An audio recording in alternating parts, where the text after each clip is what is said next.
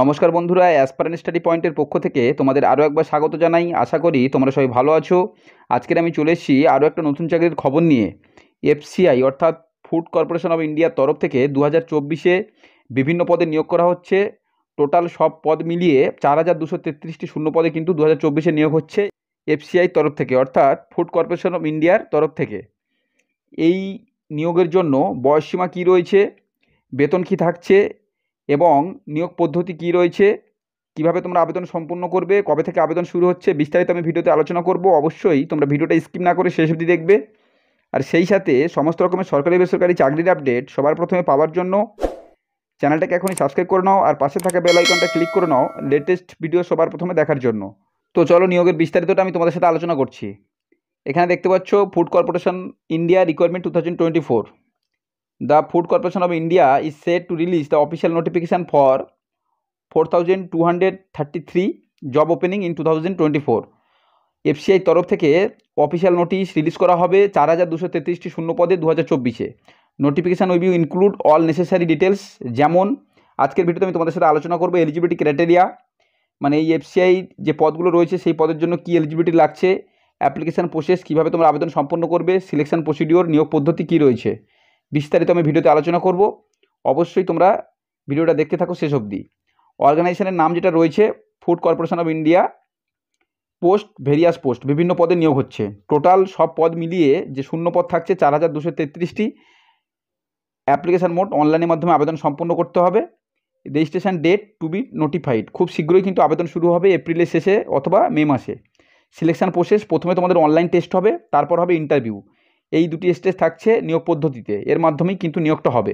Job location, তোমরা select যারা হবে তাদের কিন্তু অ্যাক্রস ইন্ডিয়া, পুরো দেশ জুড়ে যেখানে খুশি পোস্টিং হতে পারে, যে কোনো রাজ্যে। কাজের জন্য তোমাদের প্রস্তুত থাকতে হবে। এটা হচ্ছে এফসিআইয়ের অফিসিয়াল ওয়েবসাইট https://fci.gov.in। অফিসিয়াল নোটিশটা যখন রিলিজ হবে তারপর তোমাদের আবেদনটা সম্পূর্ণ করতে হবে এই ওয়েবসাইট থেকে। যে যে পদগুলিতে নিচে নিয়োগ হচ্ছে দেখতে পাচ্ছ পোস্ট ওয়াইজ ভ্যাকান্সি। টেকনিক্যালের জন্য নিয়োগ হবে, ডেপুটির জন্য নিয়োগ হবে, অ্যাসিস্ট্যান্ট গ্রেড 3-র জন্য, জেনারেল অ্যাকাউন্টসের জন্য এবং এফসিআই ম্যানেজারের জন্য, অর্থাৎ ফুড কর্পোরেশন অফ ইন্ডিয়ার ম্যানেজারের জন্য কিন্তু নিয়োগ হবে। এই পদগুলিতে নিয়োগ হবে। টোটাল শূন্য পদ আমি উপরে আগেই বলেছি 4233টি। এলিজিবিলিটি ক্রাইটেরিয়া যেটা রয়েছে এই নিয়োগের জন্য, age limit for the FCI requirement 2024 you need to between, বয়সসীমা যেটা বলা রয়েছে নিম্ন 18 বছর এবং ঊর্ধ্ব বয়সসীমা রয়েছে 28 বছর।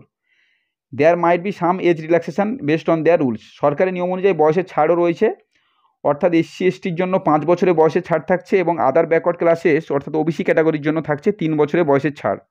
সেই সাথে এখানে বলা রয়েছে এডুকেশন কোয়ালিফিকেশান, শিক্ষাগত যোগ্যতা যেটা প্রয়োজন হচ্ছে টু বি এলিজিবল, যোগ্য হওয়ার জন্য ইউ নিড টু পাস, অবশ্যই পাস করে থাকতে হবে হাই স্কুল অর্থাৎ উচ্চ মাধ্যমিক কোনো স্বীকৃত বোর্ড থেকে, এবং সেই সাথে ব্যাচেলার ডিগ্রি করে থাকতে হবে কোনো শিক্ষিত ইউনিভার্সিটি অথবা ইনস্টিটিউট অথবা কলেজ থেকে। ব্যাচেলার ডিগ্রি অর্থাৎ স্নাতক পাস করে থাকলেই তবে কিন্তু আবেদনটা করা যাবে এই পদগুলির জন্য। এখানে যে অ্যাপ্লিকেশান ফিটা রয়েছে, the application fee is 100 for general, OBC and economical weaker section category. 100 টাকা আবেদন ফি লাগছে জেনারেল ক্যাটাগরির জন্য, ওবিসি এবং ইকোনমিক্যাল উইকার সেকশন ক্যাটাগরির জন্য। এবং এসসি এসটি ক্যাটাগরিকে কোনো রকম অ্যাপ্লিকেশান ফি দিতে হচ্ছে না, তারা বিনামূল্যেই কিন্তু আবেদনটা সম্পূর্ণ করতে পারবে। ইউ ক্যান পে, যাদের পেমেন্টটা করতে হবে তারা অনলাইনেই পেমেন্টটা করবে, debit card, credit card, net banking এবং ই চালান এবং ইউপিআই অ্যাপের মাধ্যমে যাদের পেমেন্টটা করতে হচ্ছে, অর্থাৎ জেনারেল, ওবিসি এবং ইকোনমিক্যাল উইকার সেকশন ক্যাটাগরিকে অনলাইনেই পেমেন্ট সম্পূর্ণ করতে হবে। FCI salary, food corporation of ইন্ডিয়ার যে বিভিন্ন পদ রয়েছে বিভিন্ন পদের ক্ষেত্রে বিভিন্ন স্যালারি স্ট্রাকচার এখানে রয়েছে। The basic salary this post range 9,300 থেকে শুরু 1,40,000 অবধি। এফসিআই ম্যানেজারের যে স্যালারি রেঞ্জ রয়েছে 40,000 থেকে শুরু 1,40,000 অবধি। এবং এফসিআই জেই জুনিয়র ইঞ্জিনিয়ারের জন্য এখানে যে স্যালারি রেঞ্জ রয়েছে 11,100 থেকে 29,950 টাকা অবধি।